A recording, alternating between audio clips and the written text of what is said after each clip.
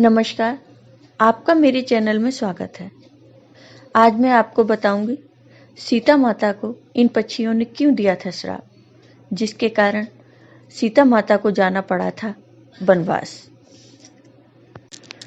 उम्मीद है आपको ये कहानी जरूर पसंद आएगी। मिथिला नाम की नगरी में महाराज जनक राज्य करते थे। उनका नाम था शीरध्वज।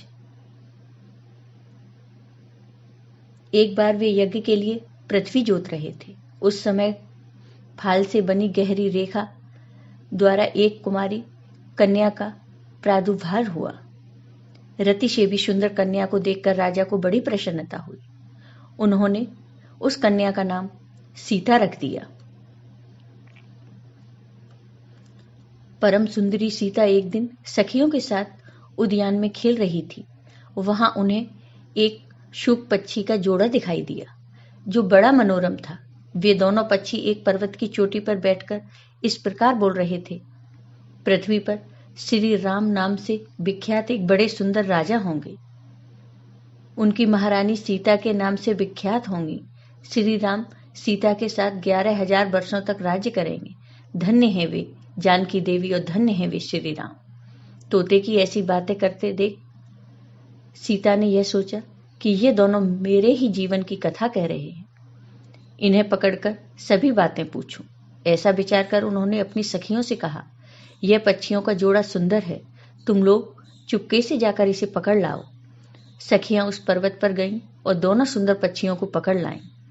सीता उन पक्षियों से बोली, तुम दोनों बड़े सुंदर हो, देखो डरना नहीं।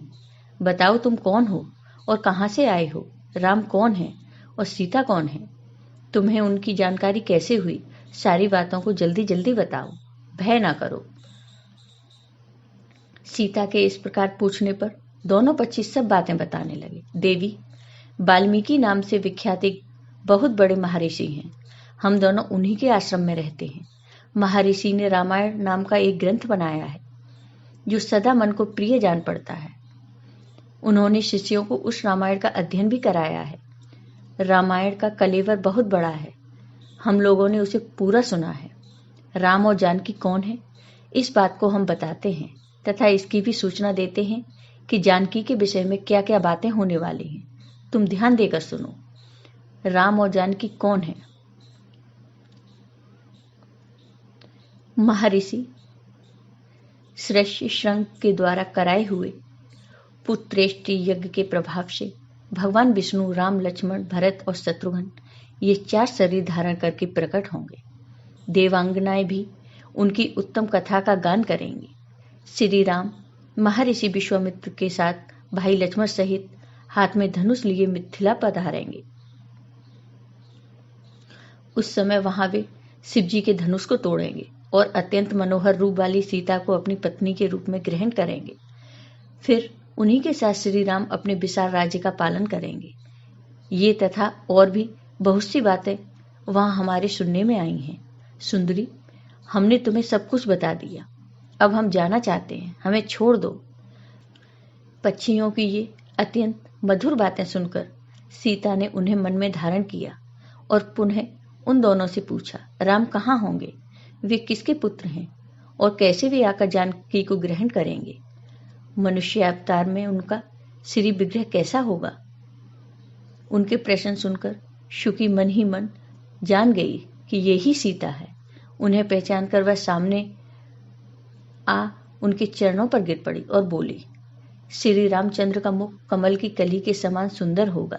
नेत्र बड़े बड़े तथा खिले हुए, नासिका ऊंची पतली और मनोहारिणी होगी। भुजाएं घुटनों तक, गला शंख के समान होगा।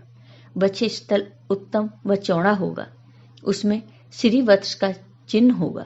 श्री राम ऐसा ही मनोहर रूप धारण करने वाले हैं। मैं उनका क्या वर्णन कर सकती हूँ। जिसके 100 मुख हैं, वह भी उनके गुणों का बखान नहीं कर सकता। फिर हमारे जैसे पक्षी की क्या बिसात है।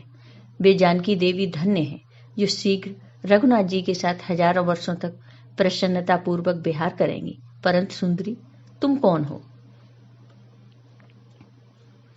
पक्षियों की बातें सुनकर सीता अपने जन्म की चर्चा करती हुई बोली, जिसे तुम लोग जानकी कह रहे हो, वह जनक की पुत्री मैं ही हूँ।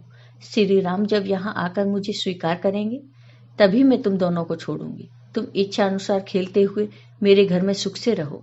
यह सुनकर सुकी ने जानकी से कहा, साध्वी, हम वन के पक्षी हैं, हमें तुम्हारे घर में सुख नहीं मिलेगा। मैं गर्भिणी हूँ, अपने स्थान पर जाकर बच्चे पैदा करूंगी, उसके बाद फिर यहाँ आ जाऊंगी। उसके ऐसा कहने पर भी सीता ने उसे नहीं छोड़ा। तब उसके पति ने कहा, सीता, मेरी भार्या को छोड़ दो, यह गर्भिणी है। जब यह बच्चों को जन्म दे देगी तब इसे लेकर फिर तुम्हारे पास आ जाऊंगा। तोते के ऐसा कहने पर जानकी ने कहा, महामते, तुम आराम से जा सकते हो, मगर यह मेरा प्रिय करने वाली है, मैं इसे अपने पास बड़े सुख से रखूंगी। जब सीता ने उस सुकी को छोड़ने से मना कर दिया तब वह पक्षी अत्यंत दुखी हो गया। उसने करुणायुक्त वाणी में कहा, योगी लोग जो बात कहते हैं वह सत्य ही है। किसी से कुछ न कहे, मौन होकर रहे, नहीं तो उन्मत्त प्राणी अपने वचन रूपी दोष के कारण ही बंधन में पड़ता है। यदि हम इस पर्वत के ऊपर बैठकर वार्तालाप न करते होते तो हमारे लिए यह बंधन कैसे प्राप्त होता। इसलिए मौन ही रहना चाहिए। इतना कहकर पक्षी पुनः बोला, सुंदरी, मैं अपनी इस भार्या के बिना जीवित नहीं रह सकता, इसलिए इसे छोड़ दो। सीता, तुम बहुत अच्छी हो, मेरी प्रार्थना मान लो। इस तरह उसने बहुत समझाया, किंतु सीता ने उसकी पत्नी को नहीं छोड़ा। तब उसकी भार्या ने क्रोध और दुख से व्याकुल होकर जानकी को श्राप दिया, अरे, जिस प्रकार तू मुझे इस समय अपने पति से अलग कर रही है, वैसे ही तुझे स्वयं भी गर्भिणी की अवस्था में श्री राम से अलग होना पड़ेगा। यों कहकर पति वियोग के कारण उसके प्राण निकल गए। उसने श्री रामचंद्र जी का स्मरण तथा पुनः पुनः राम नाम का उच्चारण करते हुए प्राण त्याग किया था।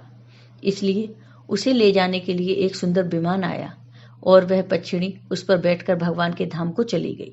भार्या की मृत्यु हो जाने पर पक्षी शोक से आतुर होकर बोला, मैं मनुष्यों से भरी श्री राम की नगरी अयोध्या में जन्म लूंगा तथा मेरे ही वाक्य से इसे पति के वियोग का भारी दुख उठाना पड़ेगा। यह कहकर वह चला गया। क्रोध और सीता जी का अपमान करने के कारण उसका धोबी की योनि में जन्म हुआ। उस धोबी के कथन से ही सीता जी निंदित हुई और उन्हें पति से वियुक्त होना पड़ा। धोबी के रूप में उत्पन्न हुए उस तोते का शाप ही सीता का पति से बिछोह कराने में कारण हुआ और वे वन में गईं। आपको ये वीडियो पसंद आया हो तो लाइक कीजिए, शेयर कीजिए और हमारे चैनल को सब्सक्राइब कीजिए। साथ ही बेल आइकॉन पर क्लिक जरूर कीजिए, जिससे हमारे वीडियो के नोटिफिकेशन आपको मिलते रहें। धन्यवाद।